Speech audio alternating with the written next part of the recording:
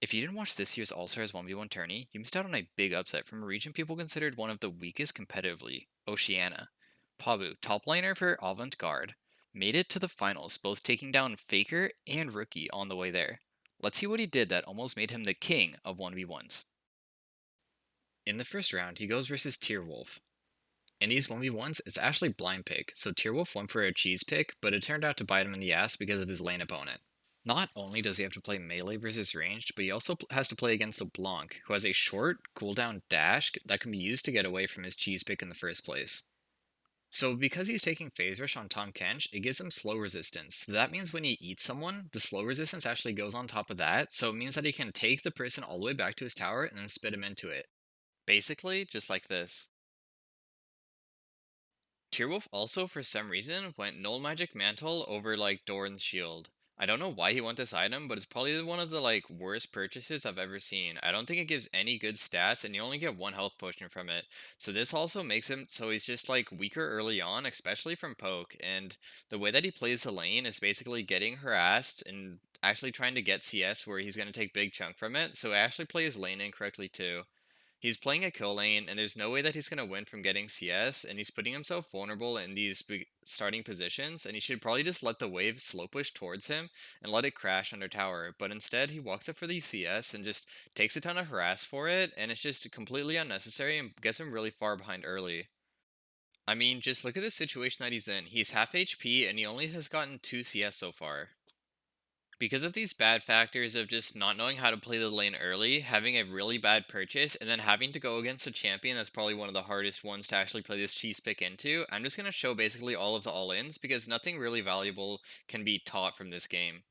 So here's the first attempt. Tierwolf is only level 2 at this point, lands the slow and ghost at him, but Pabu can just chain him. Even though Pabu didn't even have distortion during this time, it doesn't even matter because it's so easy to land the chain on a super big Tahm Kench, and you can just walk away from him and he can never get his 3-stack passive on you. The next all-in is at level 6. He actually wants to look for an ulti behind LeBlanc. What he actually does is when he backs, he sells his null magic, making me further question why he even bought that item in the first place. He goes for Swifty Boots. The reason being is that Swifty Boots, just like Phase Rush, reduce the effectiveness of slows. So this means it also stacks on top of his Phase Rush to allow him to eat her and then go really fast. So as soon as she uses her W, he goes up behind and he immediately tries to go on her, but as I said, it's super easy to land chain, and even with him being able to land everything, he eats her and brings her back towards tower, and it's just way too far, so he gets nothing done from it. Just like the last one, every single time he just starts it off with waiting for LeBlanc to use W, then going in. Unfortunately, LeBlanc W is so short that by the time that he gets chained and actually gets on top of her, and even burning Flash here, it's already back up, so she just Ws away. So he tries this one last time. This time, though, LeBlanc has level 5 W, so the cooldown is even shorter. So you can see as soon as she Ws, he immediately goes in, but just look on the cooldown of LeBlanc W. It's already at 5 seconds by the time that he even gets behind her, so after the chain actually goes off, it's already coming back up, and it just makes for an easy kill and ends the round. Thankfully, this is like the only game that actually was lost from draft. The other games are more focused on mechanics and game knowledge, so I go more in depth in the other rounds. Next round, he goes against Doublelift. This round was pretty crazy because I thought there would be no way for him to actually win while watching it. It's an Olaf mirror matchup, but they had varying secondary runes where Pabu went for Absolute Focus and Scorch, and then Doublelift went for the Biscuit and the CDR. I think that Doublelift's might be a bit better just because of the biscuit, and Absolute Focus only works when you're above 70% HP, so that means that when Olaf gets low, which is when he gets stronger, Absolute Focus goes away, so it's kind of a waste of a rune, but I guess if he's full HP, it might work. Some people also may be wondering why they're using the Summoner Snowball, and it's basically just to help off with the Olaf cheese, which is if you land one axe, then you can continue following them with Snowball even if they flash away if you landed it earlier. So it's basically just to make it so you can chain Qs together. Doublelift gets the first push. I'm not sure if Pabu actually gave this on purpose, but it actually puts him into a favorable position, which we'll see in just a moment. So because Doublelift got the first push, this means whenever he throws an axe forward at Pabu, it's actually going to get near the tower, meaning that he can't chase any further. Meanwhile, Pabu has a very long lane where he can continue chasing down Doublelift to do an all-in. So as the wave is under tower, Pabu sees an opportunity to look for an all-in and immediately goes for it. Doublelift has to throw his axe, meaning he can't collect it, and Pabu looks like he can win, but unfortunately Doublelift gets away with a sliver HP, and then Pabu has to flash away because the axe probably would have killed him on the way out. So Doublelift not being able to use the axe is one thing, but let's see what else we might have missed in a slow motion replay of seeing how the fight went. Firstly, Pabu's just looking for level 2. After reaching that level 2, he auto-attacks a minion, which starts the Conqueror proccing, and Doublelift attacks it a little bit later. This gives Pabu Conqueror before Doublelift, which is going to add a little bit of damage during this fight. Now, from this situation, there's three things that we've noticed, which is Pabu is about to pick up his axe, so he'll have another axe that he can throw. Doublelift threw his axe away, but he also didn't pop his health potion, and Pabu did. With all of this happening, Pabu is definitely going to win this 1v1. But Doublelift is able to actually outplay with Snowball. What happens when you use Snowball is you become untargetable, and this was done during Pabu's auto attack, so his auto attack actually goes onto a minion instead of Doublelift. If that auto attack did hit, it would only take Pabu one more auto attack to kill him, and he had plenty of time to make the decision to flash to get that kill, but unfortunately since it hit someone else, Doublelift is able to flash away, and Pabu knows it takes too many autos to kill him. So now they both have no flash, and they're both super low HP, but the wave is still on Pabu's side.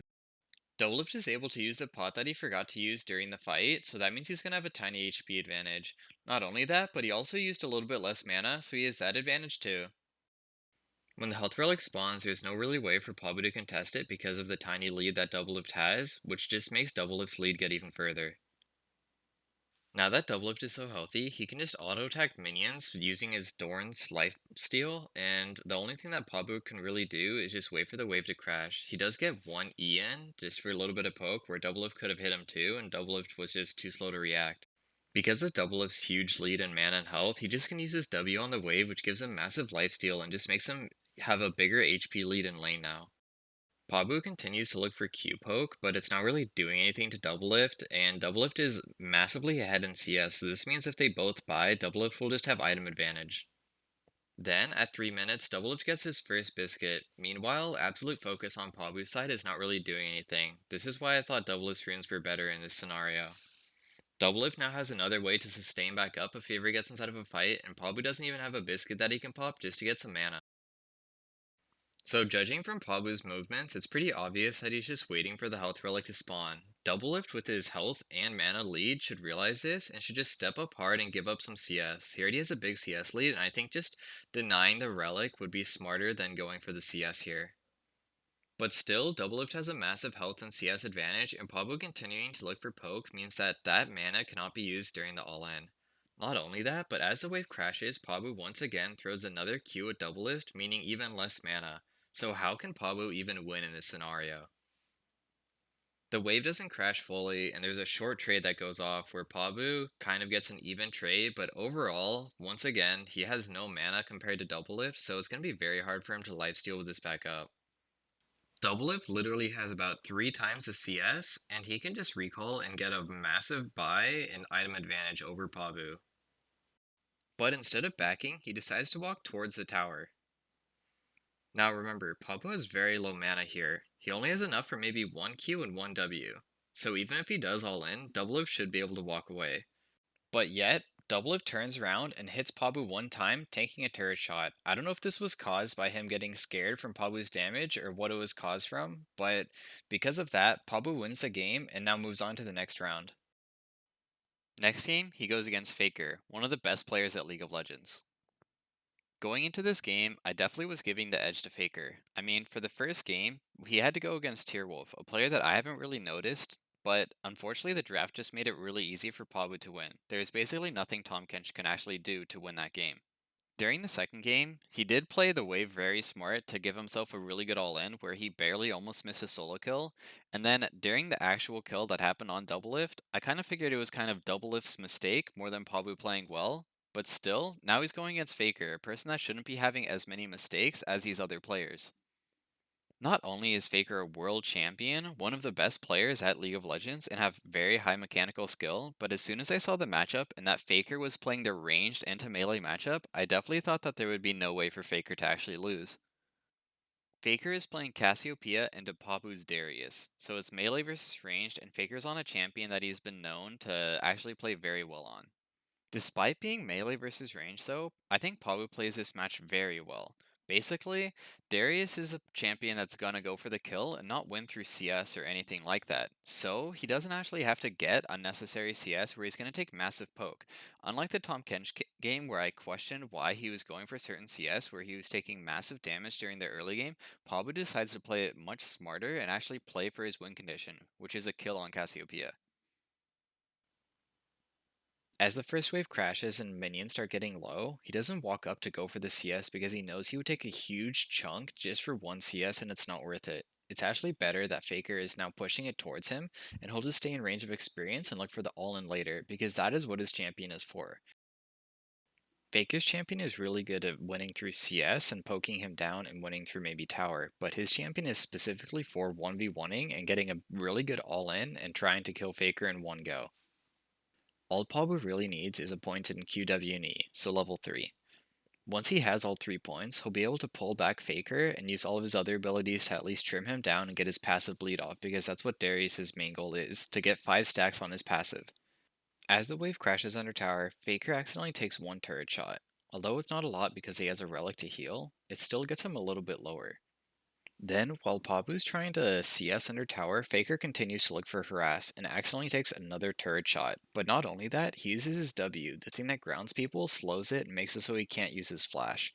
So, Pabu seeing this actually thinks that he sees an opportunity to go for the all-in, and he goes for it. He pops Ghost and Flash at the same time just to keep up with the phase rush and the exhaust, and is able to weave all of his auto attacks to be able to hit the 5 stack passive on top of Faker with the last Q. Faker has to flash away just to make sure he doesn't die to one last auto attack, with a health relic possibly saving him. Let's look at this fight again, but from a slower perspective. There's a few things to look at here. Firstly, Pabu's full HP, so when he popped his Corrupting Potion, it gave him the overheal from his runes. Secondly, of course, the W is still on cooldown, but Faker also just used his Q, so that's going to be on cooldown for a little bit. Darius is using Time Warp Tonic, so this means that when he uses it, it's going to heal him for half the amount immediately, but it goes on cooldown. If he's able to make the fight last long enough that it comes off of cooldown, it will give him a big chunk of HP out of nowhere, and it could turn a fight. So when Faker lands his Q, you get a movement speed bonus when it lands on a champion. So that means when Pabu flashes in, the Q movement speed is actually running out. This also creates a problem for proccing Phase Rush to run away, because he has no easy way to hit 3 abilities until his Q is coming back up, so this makes Pabu's E much easier to land. Pabu is actually able to land a auto attack before using his E on Faker as he flashed forward. Then he's able to weave his auto attacks in between while still kiting towards Faker, and then landing the final Q that gives him the 5 stack passive and heals him on the blade portion. His pot came off a cooldown, so he's able to heal up a big chunk of the HP that he lost, and he can just walk back towards the lane.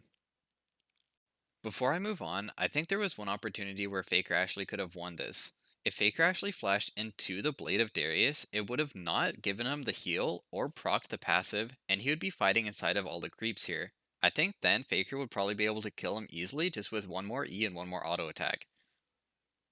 Going back to where we left off, Pabu definitely won the trade. He was level 3 at the time, so leveling up to level 4 gives him some HP, plus he has another pot after the one that was already ticking. He's able to dodge out on one Faker Cassio Q, and then he does something really smart. If you've ever played against Darius, you might see this very often. Basically, when you last hit a minion using Darius W, it will make the cooldown shorter and it will refund all of the mana.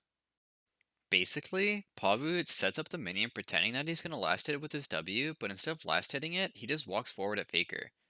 Faker falls for it and uses his Q. Since he has to cast Q, it actually means Pabu gains some distance on Faker, and Faker's in a bad spot.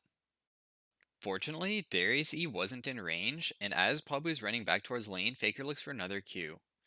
Pabu actually dodges this and run towards Faker and actually lands his slow, making it so he can't get away from his Q, finishing him off and ending the game. After watching this game, I was like, holy shit, this guy might actually win the entire tournament. This guy showed off that he has the mechanics, the knowledge, and the confidence to make these plays, and that's basically the 3 things for success inside this 1v1 tournament. So after this, I was like, wow, this guy might actually go all the way. Now, moving on to the next round, they actually become best of 3s from now on. Not only that, but he has to go against Rookie, the world champion for this year. Going into game 1, the matchup is Olaf versus Akali. Pabu once again taking Snowball to be able to keep up with her during an all-in. Runes seem pretty standard on both sides, except for Rookie took Ghost Poro. I don't really like that rune inside this scenario. I think it would be better to take Ravenous Hunter, just to be able to get more HP. Just looking at the matchups, Olaf should win early on, just because Akali kind of struggles against someone who can all in early. She's not going to have Shroud or E. So level 1, she can't really step up to the wave, just look for little tiny chunks. As you can see, once Pabu has some minion health advantage or numbers on his side, he decides to only last it. The reason being is because if he decides to hard push the wave, then it will get closer to Rookie's side, making it harder to chain axes together because eventually it will go under his tower. Not only this, but he knows that after one more creep on the second wave, he can reach level 2. And right after he reaches level 2, he's able to get a good poke off on his E from that level 2 advantage. Another short trade goes off that goes pretty even, and then the wave begins to crash onto Ricky's tower. Pabu makes sure to not do the thing that Doublelift did and run towards the tower or get near range of tower, where Ricky can just harass him for free and Pabu can't even trade back. Basically, right now, Pabu wants it to slow push back towards him, so we'll have a longer lane once again to try to all in and be able to chase Rookie down.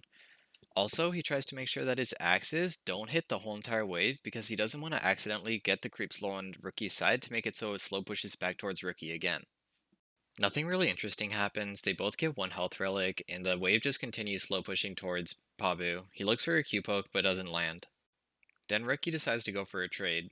Rookie uses his E just to get in range to use his Q, then uses Shroud for the movement speed bonus to be able to get the auto attack off, but Pabu trades back himself.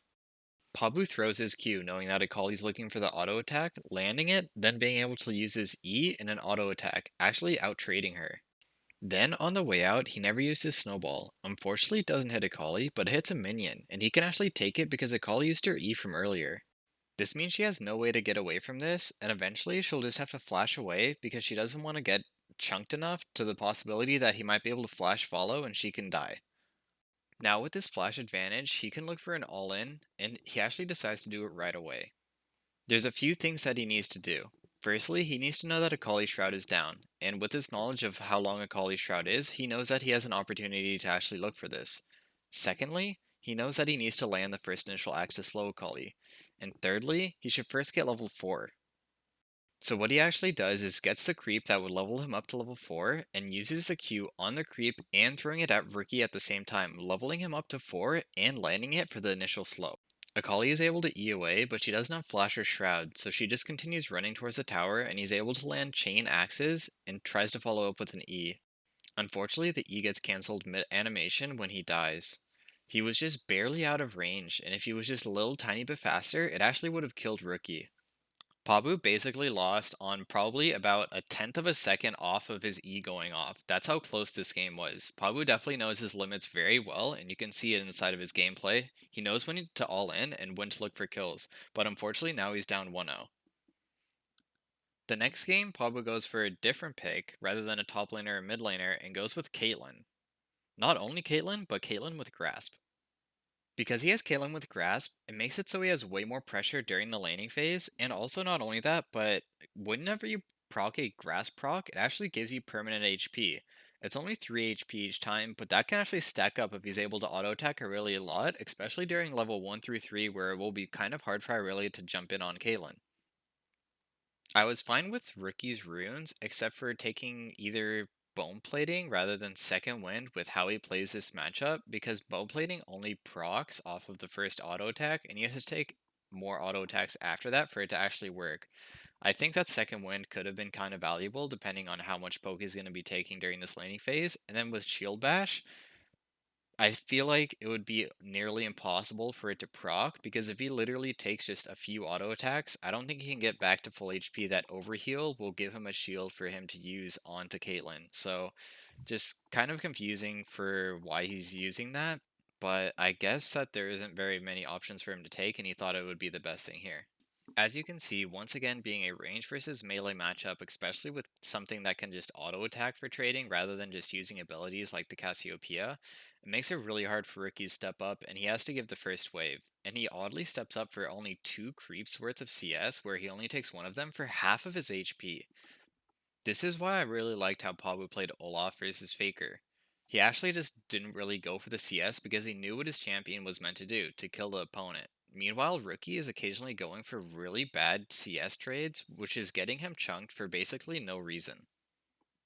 As the wave crashes, Rookie's just looking for any scraps of CS that he can get, and he also manages to get a pretty good stun on Pabu and get a okay trade on him. Pabu sees that Rookie is occasionally using his Q on creeps, not only to gain distance but for HP. He actually predicts one of Rookie's Qs by placing a trap underneath one of the low creeps, and Rookie using his Q on top of that creep makes it so he steps on top of the trap. Thus meaning that he can't just go in on Pabu, but he also takes a huge chunk, and now he has no more health potions. Nothing happens for a little bit. Pabu just continues CSing with his Doran's Blade, so he's getting a little bit of lifesteal, and then he throws out occasional Qs, which are pretty easy to dodge, so it's kind of just a waste of mana at this point. Rookie sees a small opening where he thinks he can maybe get an all-in, but unfortunately, Pabu is able to net away from the stun, and without the stun landing, Rookie knows that he won't have enough damage to kill and has to back away, taking even more harass. Because of Pabu just spamming Q basically on cooldown, he goes so he decides to back off towards the health relic just to get a little bit of mana back. Of course, it gives a little bit of health too, so as Pabu comes back into lane, Ricky realizes that there's basically nothing he can do right now. I mean, he doesn't have enough HP that if he all-ins, he would probably just lose.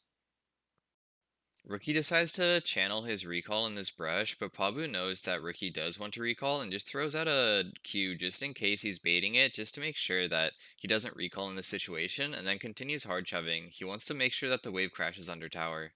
Rookie sees that the health relic spawns, and despite him being low HP, he actually decides to go for an outplay, landing the stun on Pabu and actually able to take the health relic away from him. Then he Qs onto a minion, leveling up to level 5, then taking it back into Pabu, and Pabu pops exhaust. Rookie just uses a Q to get out of the situation and gets a free summoner in a pretty bad situation that he was earlier in, so it was really impressive by Rookie. They go back to laning again, and Rookie once again decides to go for another look. Although he used his Q twice here using 40 mana, and his E brought him even lower. I think that even if he did land that stun there, he would only be able to use one more Q, so maybe not even a kill. And now he's completely out of mana. It becomes a stalemate for a little bit, where Rookie positions himself in a position where he can't get auto-attacked by Pabu, able to get a little bit of CS, and eventually he'll reach level 6. Since he did get to level 6, it gave him a little bit of mana back. Just looking at this position, we know that Rookie doesn't have enough mana to commit for a true all-in. If he uses his Q on a creep, it's going to spend 20 mana, making it even lower. It's going to be very hard for him to actually commit an all-in on Pabu. But Rookie does have Ignite if he decides to go for the all-in. Then, despite being low mana, he actually goes for it, using a Q on a minion to gain distance, and then Qing directly onto Pabu. This used a lot of her already low mana, so now she doesn't even have enough mana to ulti. So I didn't really know how this was going to pan out. Caitlyn immediately ease away, and Irelia actually uses her flash just to stay within auto distance. Caitlyn gets scared from that and flashes away herself, but I'm not really sure if it was necessary. It looks like Rookie just got enough mana to use his E here, so that means he couldn't even use it earlier. So he was actually just queuing onto Pabu, not having any other ability that he can use afterwards. But, of course, when someone flashes on top of you with confidence, it's almost always safer to flash away, which is why Pabu did it, just like the past games where Pabu did that to other people. Pabu sees that Rookie's resetting, and he knows that he's actually going to do it for sure this time. He doesn't even have enough mana to reset, and he resets himself. The wave is slow pushing towards Pabu, meaning that Rookie's getting denied little bits of experience and gold from all these creeps dying as it goes towards Pabu's side. Not only that, but Pabu already had a CS lead, so that means he's going to get a little bit more items than the Irelia could have purchased.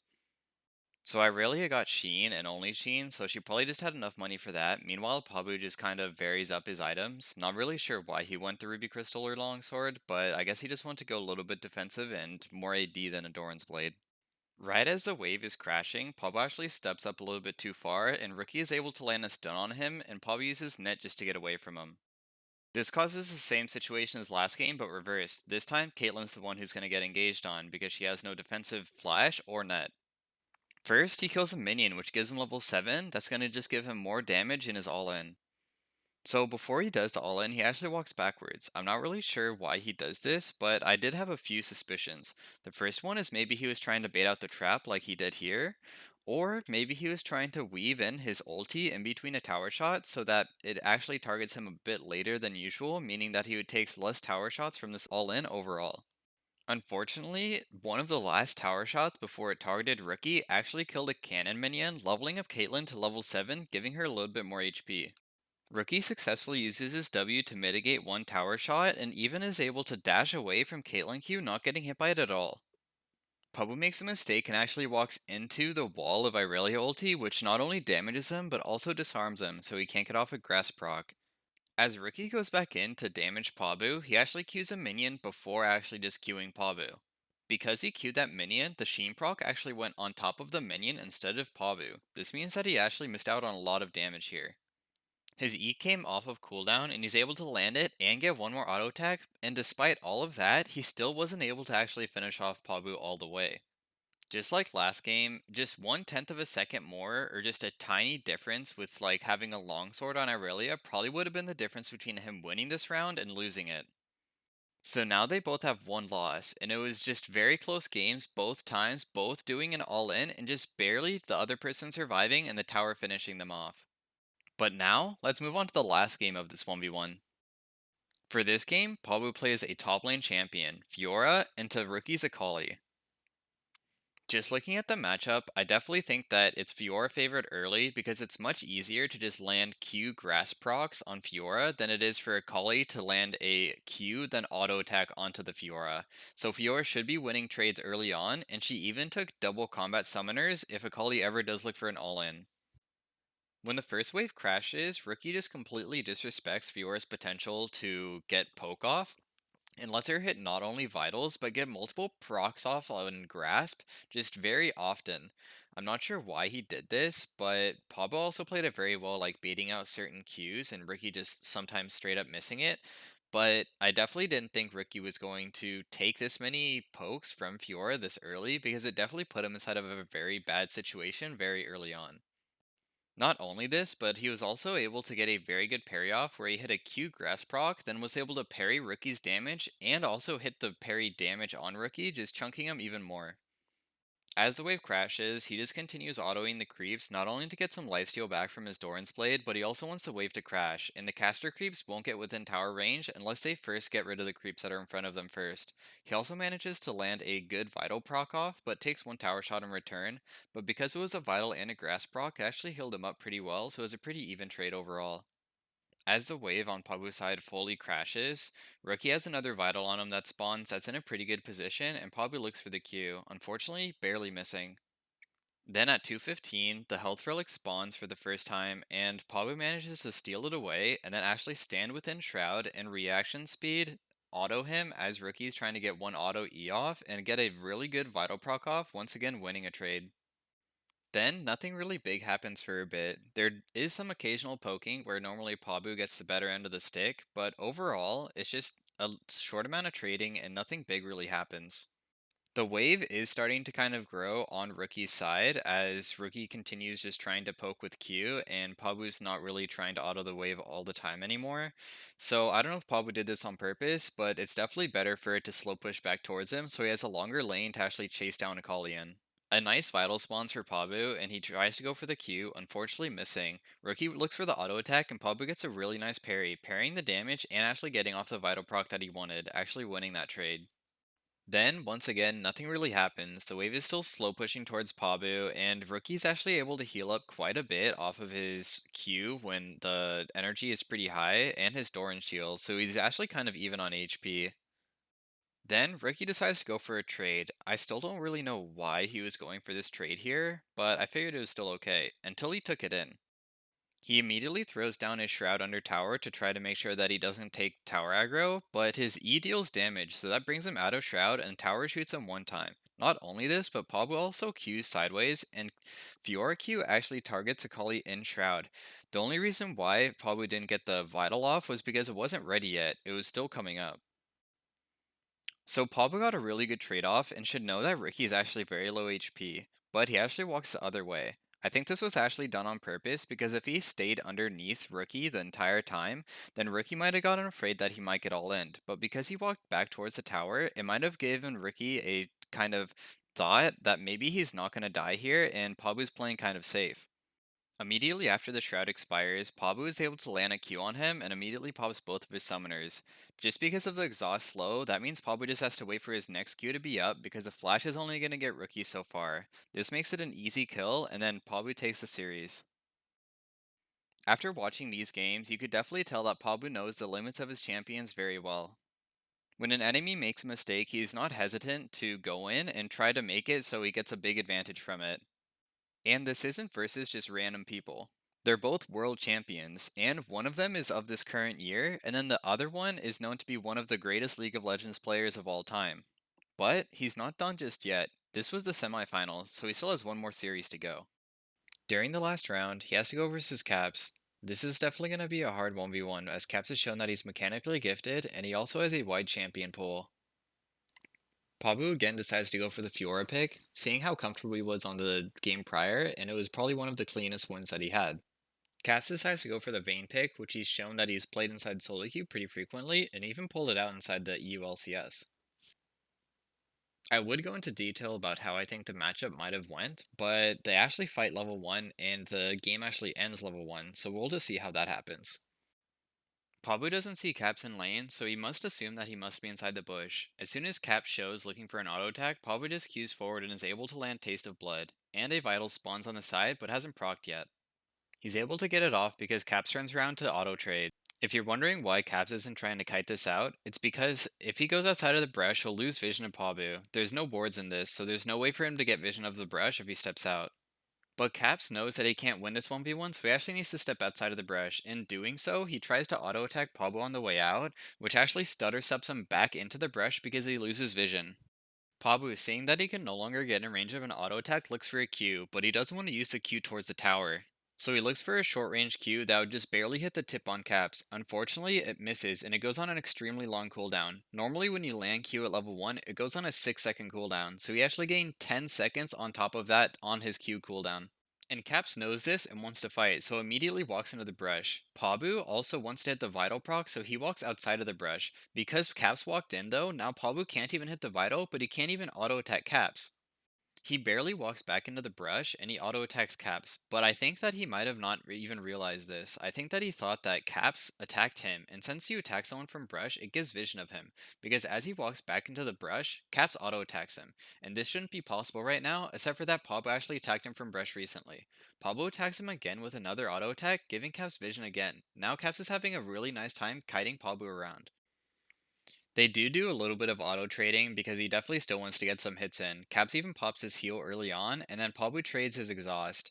Caps is able to dodge back, and since Pabu hit him from inside the brush, that means Pabu is actually seen, so this means Caps can actually hit him from afar. Caps also flashes forward just to make sure he can keep up the pressure and keep autoing. From this point, it definitely looks like Caps is going to win, but he has to now walk inside of a bush where there's a Fiora just sitting and waiting. Remember, Pabu never used his Ignite, so not only does he have Ignite advantage, the Vital that spawns is actually in a pretty good spot too. Not only this, but his Q from earlier is also coming off a cooldown soon. So because they auto-trade here and Caps kept Pabu in combat, that means he gets a Grass proc off. Then, they once again auto-attack, and this time Pabu is able to hit the Vital proc. This heals him for over 40. Then the next Vital, unluckily, spawns on Cap's side closest to Pabu, plus Pabu's Q is coming off a cooldown. Even if that Vital didn't spawn, Pabu actually still would have won this through one auto-attack and a Q, but still, it was pretty unlucky that it spawned there. Tsubaba takes the first game by the skin of his teeth, but will he be able to win the entire series? He only needs to win one more to win the entire tournament. Going into the next game, Pabu decides to play Irelia, and Caps picks Nico, a new champion, especially when this was, like, actually during All-Stars, she was extremely new. The only thing I really find different is using the lifesteal bloodline rather than attack speed, but I don't really know enough info on it, whether it's actually a good rune to take or a bad rune, so basically I can't really say anything about it. Pabu gets hit by a Q, and he actually recalls here, which actually affects the lane in a pretty big way, because Caps is able to affect it, so Irelia can't get a level 1 all in. So as the wave is coming in, not only do the creeps start aggroing towards Nico, but he also is getting the first autos off, so he's able to kill the creep much earlier. Not only that, but you see two melees are very healthy and one isn't. This means that since that melee dies, there's no way for him to get a 4-hit passive, basically from killing 3 creeps and then queuing the Nico. So Caps is able to land good Q poke and even an auto attack when he goes for a minion. Basically, Caps is just going to continue looking for poke. He thinks that Irelia might go on this minion here, so he throws a Q out, but I really didn't go for it. He'll just continue CSing and just looking for poke whenever he can. Pabu finally reaches level 2 and looks for his stun. Unfortunately, it misses, so he can't go in, and Nico's able to freely hit, even getting one of her 3-hit passives off on him. Not only this, but as Pabu goes for this creep here, Nico gets another 3-hit passive, so he's really using his 3-hit passive very well. Meanwhile, Pabu is only looking for basically an all-in. All he needs to do is land his stun, and right here, he finally lands it. But he knows just landing the stun isn't just gonna guarantee a Nico kill, and he plays this really smart. He doesn't have Conquer procced, and he also doesn't have his 4-stack passive yet. So he goes back into the minions and queues 2 of them, getting his 4-stack passive and having enough time to actually go back in with his E still being available to reset. This procs Conqueror, and now he just immediately ignites an all-ins, enough to actually go all the way under tower. Unfortunately, as he flashes, he gets one more auto off, and Caps barely lives with 1 HP, and Pabu dies to tower. I actually rewatched this fight a few times, and I actually found something absolutely insane. So this is how low Caps was after that fight. I would say that's about 20 HP. Now let's look at how much damage Irelia Q did here. Wait, the Q actually didn't do any damage. Here's before. Here's after. So what actually happened here is Caps is using Time Warp Tonic. This means that when he uses his potion, he heals for half of the potion's HP. This is actually 75 HP. Pabu Qs him at the exact same time and deals 52 damage, and then plus 23, which is what the healing showed for on Caps, actually adds up to 75. Now, what this actually means is if Pabu ignited as he was queuing before Caps used that potion, it would have actually negated 50% of that potion because it takes away healing by 50%. So what this means is if Pabu actually ignited before doing the all-in, before Caps used his potion, Pabu would have actually won right here.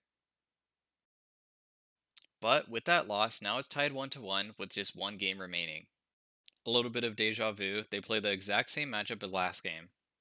Pabu, learning from last game, decides to not step up this time because he doesn't want to get poked, he's just waiting for the wave to crash. Caps waits for the minions to hit something else before stepping out so he doesn't take unnecessary minion aggro when he's looking for the poke. Unfortunately, Pabu dodges it. If you remember about last game where I talked about Aurelia's 4-stack passive, you can see that the wave is actually set up pretty nicely here. He's able to last it with Q, getting his passive proc up, and eventually he gets up to 3 stacks and immediately engages with his 4-stack passive. He only gets hit by 1 stack of the Q, but unfortunately, Caps is able to auto attack on the way out and even get another airy proc. Pabu actually seems visibly upset by this inside the camera. Then he tries to last at a minion with Q, but unfortunately doesn't get it, and it puts his Q on cooldown. So Pabu is definitely not having a very good game here. Despite being less than half HP, he just doesn't use his potion, and then he goes for these 3 creeps here, and tanks all 3 parts of Nico's Q and auto attacks. Nico levels up, gets her snare, is able to get an empowered snare on her, and then chase her down. Pabu tries to stun her, trying to prevent Caps from coming, but Caps flashes sideways really well, but then rather than Pabu keep on running away and surviving, decides to just Q back in, and basically gets himself killed. It was a pretty anticlimactic ending, and I'm not sure if it was nerves that got to him, but Pabu definitely showed that with his game knowledge and mechanics and confidence, he's actually able to take down some of the top players in the league, including being extremely close to even taking down Caps and winning the entire tournament. I'm sure that this isn't going to be the last time we see Pabu, and with his success at All Stars, it might have even put him on the radar for North American or European teams. Thanks for watching, and I will see you guys next time.